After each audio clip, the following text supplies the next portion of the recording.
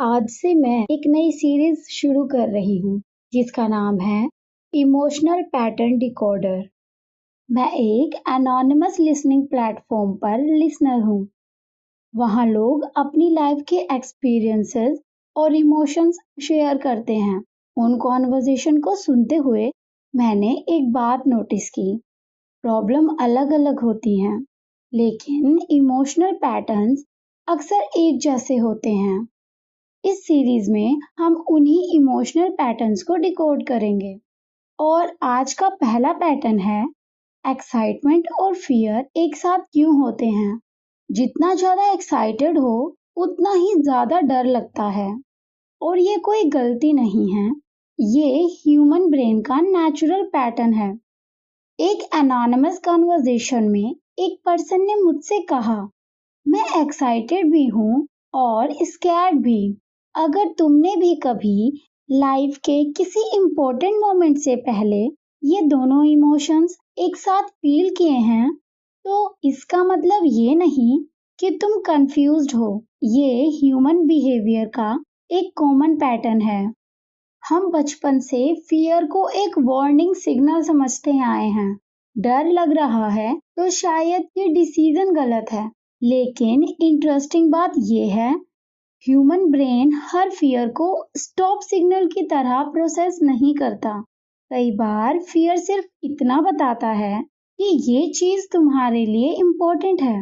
Reason simple है, human brain सिर्फ good या बैड डिसाइड नहीं करता, वो एक ही इवेंट को एक साथ दो पर्सपेक्टिव से देखता है।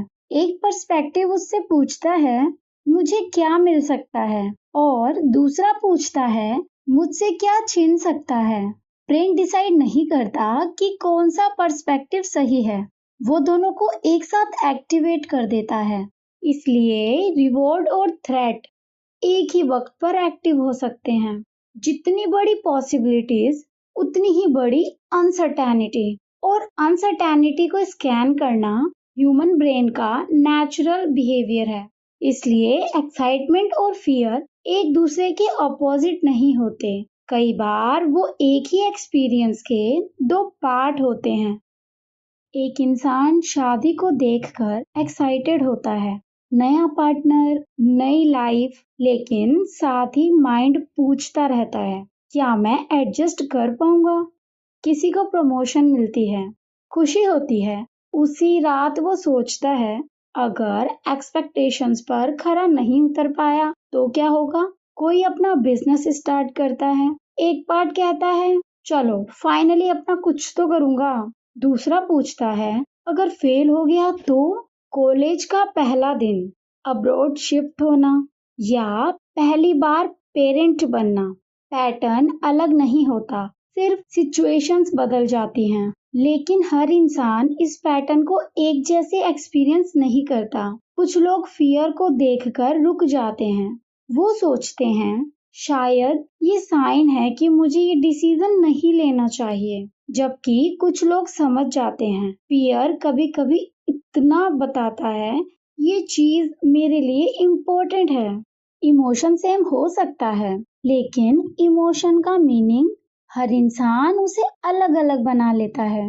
अगली बार जब तुम किसी इम्पोर्टेंट डिसीजन से पहले एक साथ एक्साइटमेंट और फियर फील करो तो खुद से सिर्फ एक क्वेश्चन पूछना, क्या मेरा डर सच में डेंजर की वजह से है, या सिर्फ इसलिए क्योंकि मेरी लाइफ में कुछ बहुत इम्पोर्टेंट बदलने वाला है।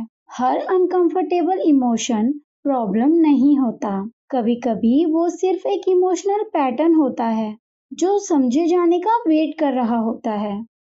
ये था केस फाइल 1 का पैटर्न 1।